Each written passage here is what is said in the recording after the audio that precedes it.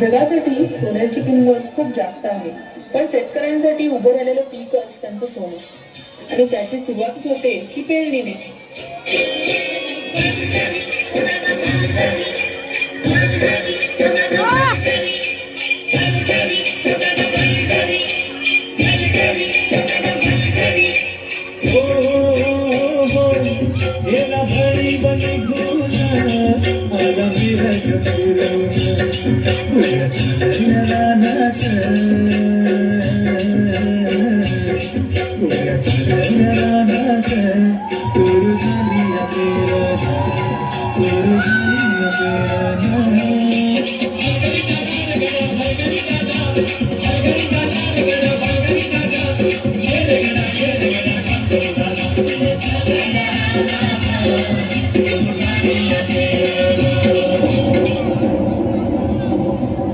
अवकाळी आलेल्या पावसानं शेतकऱ्यांचं मोठं नुकसान झालं.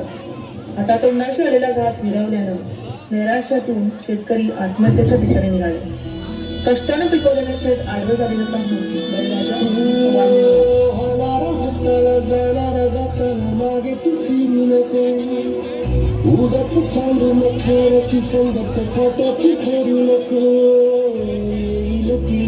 तुझ्याही मानसाची घर सोडू नको.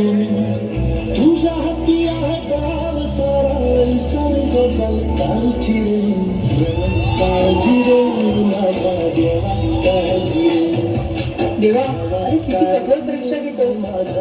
यांना झुंजायला बळ दे, हातात शक्ती दे. नव्यानं सुरुवात करून या धरतीतून परत सोना उगवतील, तेव्हा स्वतःला बळीराजा म्हणवतील.